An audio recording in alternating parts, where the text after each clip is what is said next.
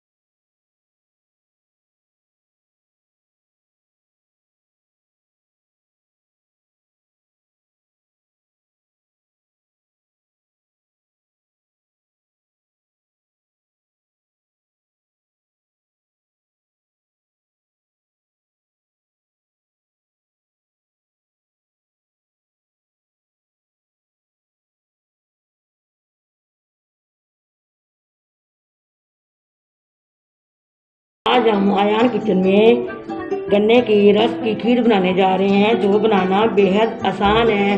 कम budget में साफ सुथरे माहौल में आपने मेरे साथ ही रहना है। पूरी वीडियो को अच्छे से वॉच करना है। चलिए बनाना स्टार्ट करते हैं।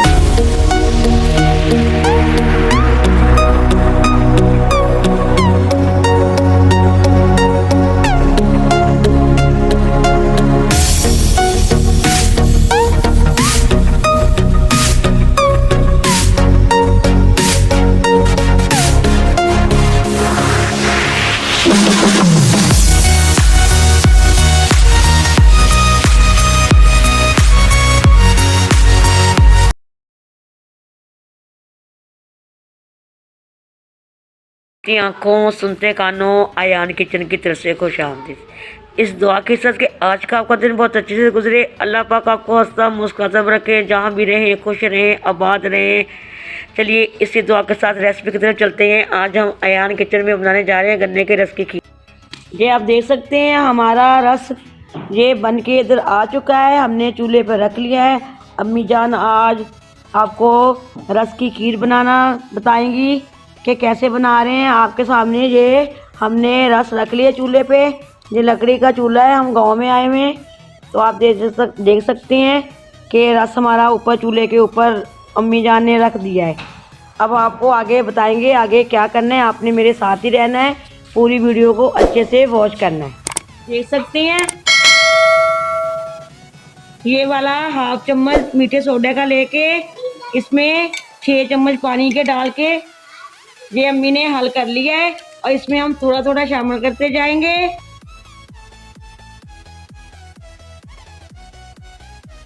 अब आपके सामने अम्मी हटाएंगी। ये आप देख सकते हैं अम्मी ये रस को अब साफ कर रही है। ये देख सकते हैं आप, ये जो मैल के ऊपर तय आएगी ये सारी तय हटानी है। आप लोगों ने इस चीज़ का खास ख्याल रखना है, तब जाके आपकी खीर अच्छी बनेगी। ये देख सकते हैं आप, अम्मी जान हमारी ये ऊपर से तय हटा रही हैं।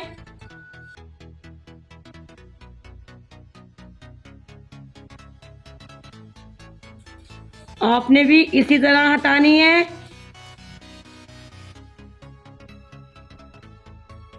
चलिए हमारी अम्मी जान अच्छे से ऊपर वाली तय हटा रही हैं, आपने भी इसी तरह हटाना है।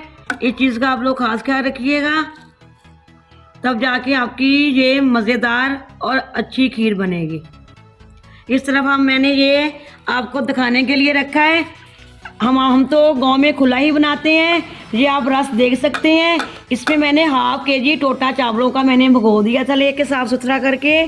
तो मैंने हाफ केजी चावल मैंने इस रस में शामिल कर देने हैं। तो मैंने आपके लिए जो रखा हुआ है, ये आप अगर 5 कप लेंगे रस के आपने ले लेने हैं, तो ये चाय वाला 1 कप आपने टोटा चावल का भिगो के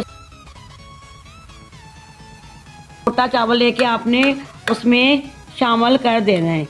आपने पहले भिगोना है, तो आपने, मैं दोबारा रिपीट कर रही हूँ, ये 6 कप 5 या 6 कप आपने रस के ले लेने हैं। आपके लिए मैं आसान तरीका बता रही हूँ। आपने इस चीज़ का खास ख्याल रखा करें कि मैं आपको आसान से आसान मेथड के साथ बताती हूँ। ये जितने कप भी लेने हैं आपने 6 कप ले लेने हैं, और इसमें ये चाय वाला 1 कप टोटा चावल का आपने इसमें डाल के इसको अच्छे से ऐसे ऐसे अम्मी जान बना रही हैं, आपने इसी मेथड के साथ इसको बना लेना है। ज़रूर बनाइएगा, कम बजट में साफ़ सुथरे माहौल में आपने ज़रूर बनाना है। चलिए मेरे साथ ही रहिएगा। देख सकते हैं अम्मी जान ने ये इतने ऊपर से तय हटा दी है। ये आप लोगों ने ज़रूर हटाना है चीज़ को, इस चीज़ का खास ख्याल रखना है। हाफ केजी चावल लेके मैंने अच्छे साफ करके भिगो दिया था। अब इस पॉइंट में हम ये शामिल कर देंगे। बिस्मिल्लाहिर्रहमानिर्रहीम।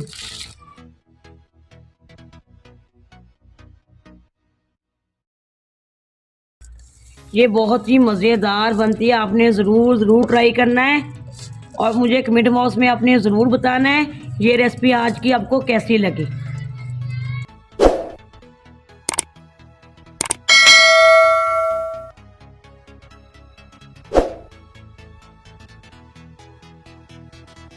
चलिए हमारी खीर बन के रेडी है।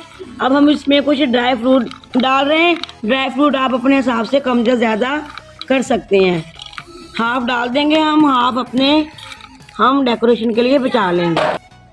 आपने ड्राई फ्रूट अपने हिसाब से कम या ज़्यादा कर लेना है। हमारी खीर बन के रेडी है। चलिए हमारी डिश बन के रेडी है, कुछ गार्निश कर देंगे। आप ड्राई फ्रूट अपने हिसाब से कम या ज़्यादा कर सकते हैं।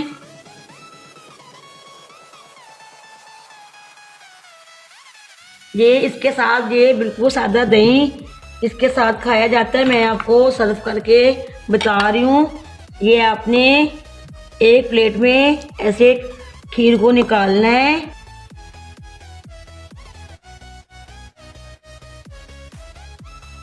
और ये सादा दही इसके ऊपर आपने डाल के खा लेना है। हम लोग इसको सुबह के टाइम खाते हैं।